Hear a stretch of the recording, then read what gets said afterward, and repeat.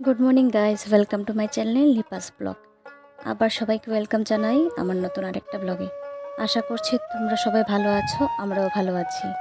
এদিকে পাপ্পা হাঁসদেরকে ছাড়লো, ওরা এখন একে একে বেরিয়ে যাবে বাড়ি থেকে মাঠের দিকে। আমাদের বাড়ির পেছনে পুরো খোলা মাঠ, সেখানে অনেকে ওনাদের গরু ছাগল ওদেরকে রেখে যায়। প্রচুর ঘাস আছে, ওরা এখানে ঘাস খায় এবং থাকে। আমাদের হাঁসগুলো এখন চলে যাবে।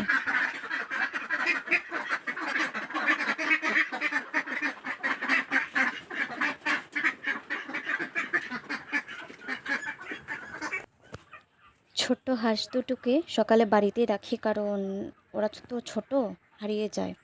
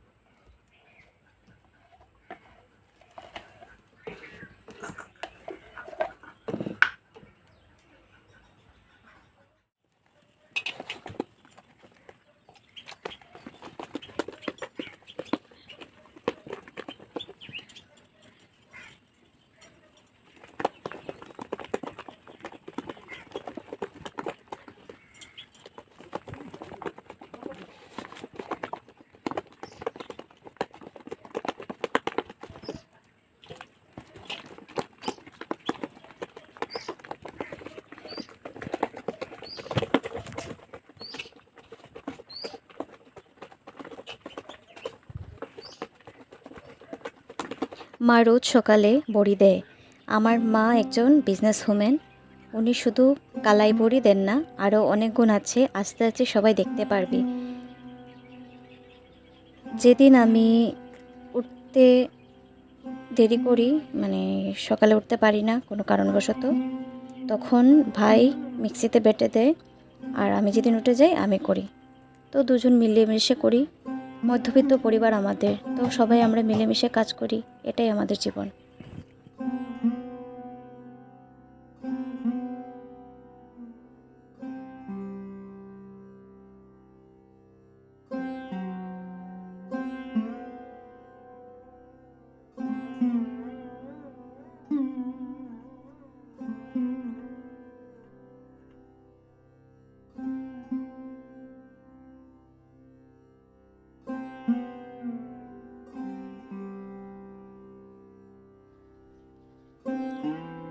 এখন মাকে চা দেব। আমি সকালে চাটা খাই না, আমি সকালে শুধু জলটাই খাই। আর ভাইও বেশি খায় না, মনে ধরলে বলবে একটু করে দে। আর পাপা খায়, কিন্তু পাপা তো বেরিয়ে গেছে, এখন মাকেই দেবো।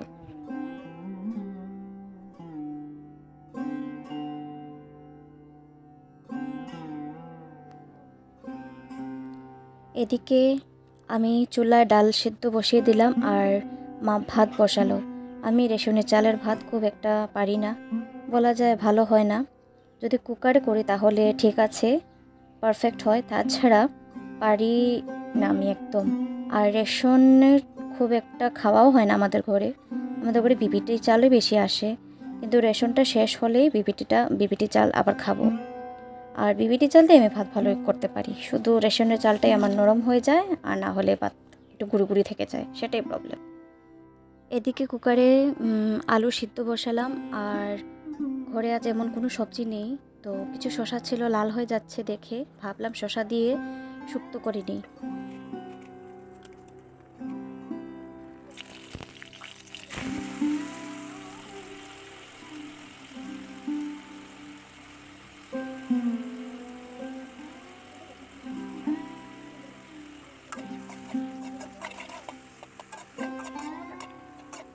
আর আমি শুক্তোতে আজকে চাল বাটা দিলাম। আমি পোস্ত দিয়েও করি, আবার তিল বাটা দিয়েও করি, দুটোই ভালো লাগে। তো সবাই তো শুক্তো বিভিন্ন রকম খাও, একবার শশা দিয়ে এরকম খেয়ে দেখো, ভালোই লাগে নিরামিষ। মাকে বললাম কিছু কালাই বড়ি দাও, মা বলল এখনও শুকায়নি। আমি বললাম দেখি দাও, কি হবে দেখা যাক, তেলে ভেজে নেবো, যদি খাওয়া যায় তাহলে দিয়ে দেব। এদিকে আরেক চুলায় আমি আলু ভাজা বসিয়ে দিলাম। ভাজার জন্য আমি আলু, বেগুন, করলা দিয়ে একটা ভাজা করব, শুধু আলু নয়। সয়াবিনের জন্য আলু প্রায় সেদ্ধ হয়ে গেছে, একটা সিটি দিয়ে আলুটা তরকারির জন্য নামিয়ে নেব। কারণ আলুটা যদি একটু বয়েল করে দেওয়া হয়, তরকারিটা কিন্তু অনেকটাই ঘন থাকে মশলা ছাড়াই, আর আমরা একটু মশলা টশলা কমই খাই। এখন সয়াবিন তরকারির জন্য ফোড়ন দিয়ে দেব গোটা জিরে, তেজপাতা, একটা কুটো শুকনো লঙ্কা দিয়ে ফোড়ন দিলাম। এখন মশলা দিলাম, ভালো করে কষাবো।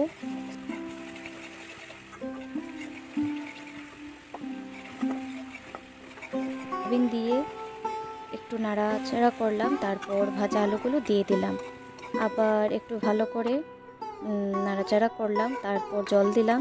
বেশি ঝোল টোল দেবো না, কারণ এদিকে ডাল আছে, তো ঝোলটা কমই ভালো।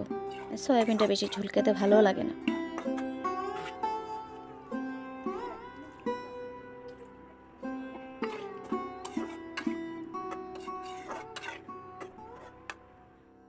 এদিকে আরেক চুলায় আমি ডালটা ফোড়ন দিলাম, 5 ফোড়ন, তেজপাতা, শুকনো লঙ্কা আর সামান্য একটু হিং দিয়ে ফোড়ন দিয়ে দিলাম।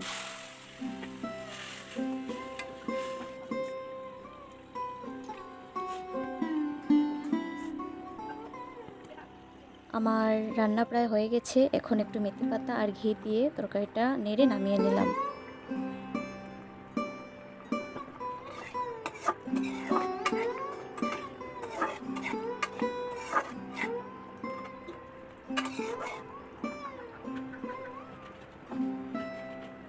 আর এদিকে ডালটা ফুটে উঠেছে, এখন গ্যাস অফ করে নেব।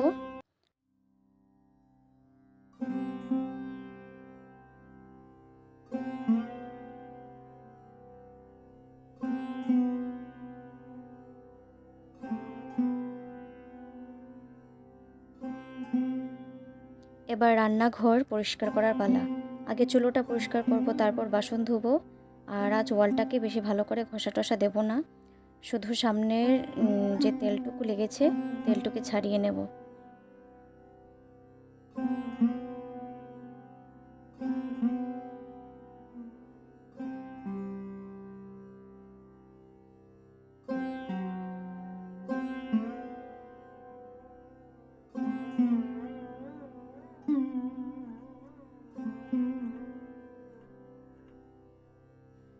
এখন আসলাম মায়ের কাছে। আগেই বলেছিলাম আমার মা একজন বিজনেস ওম্যান। তো আমাদের একটা ছোট্ট কারখানা আছে, যেখানে আমরা ভুজিয়া, কাটা নিমকি, শুকনো সিঙ্গারা, চিড়া ভাজা ইত্যাদি অনেক কিছুই বানানো হয়। তো আজকে মা ভুজিয়া তৈরি করবে, চলো তোমাদেরকে দেখাই মা কেমন করে ভুজিয়া তৈরি করে।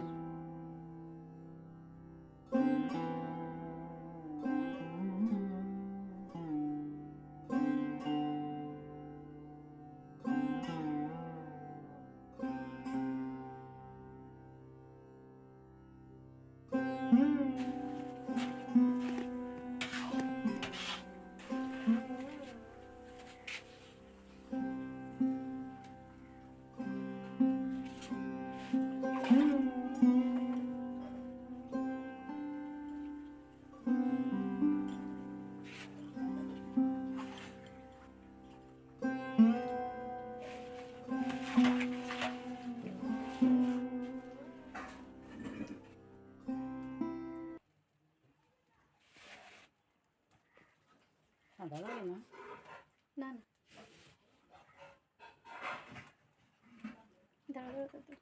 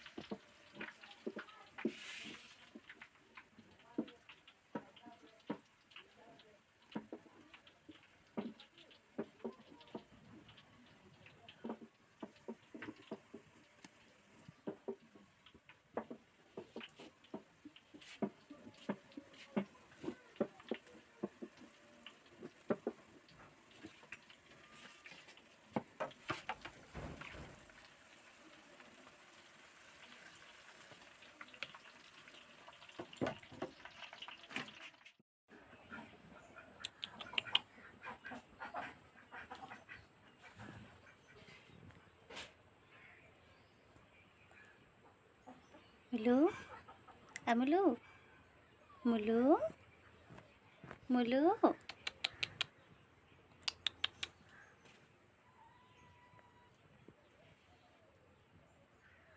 আয় আয় আয় আয় আয় আয় আয়। মুলু, মুলু, ওলে বাবালে।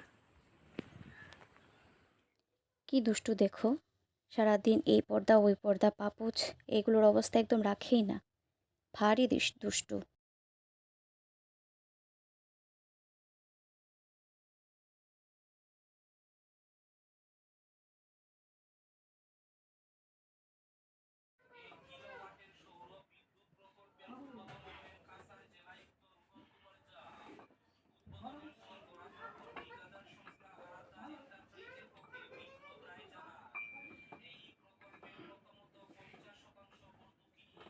মুলু, মুলু,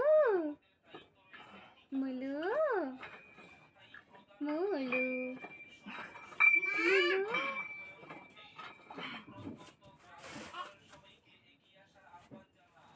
মুলু।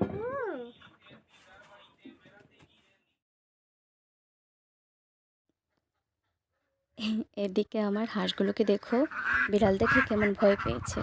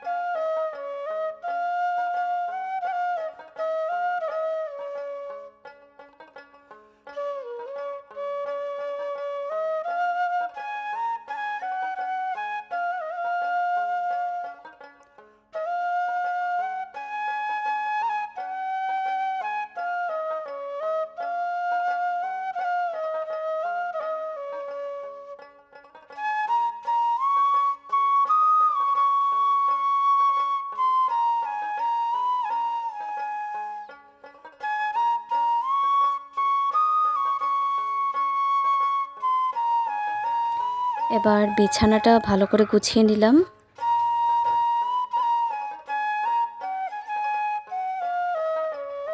এবার ঘর ঝাড় দেবো, তারপর ঘর মুছবো।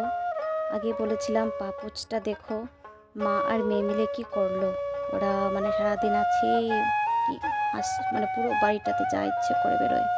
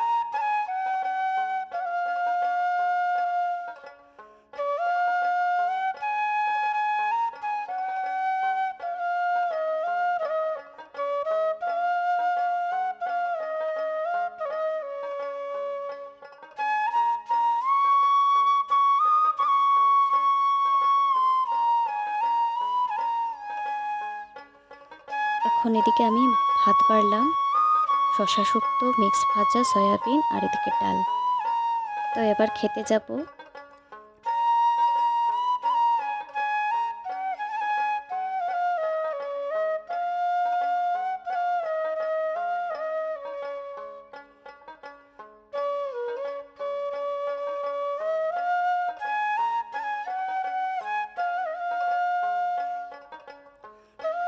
আর আমার আজকের ব্লগটা এখানে শেষ করলাম।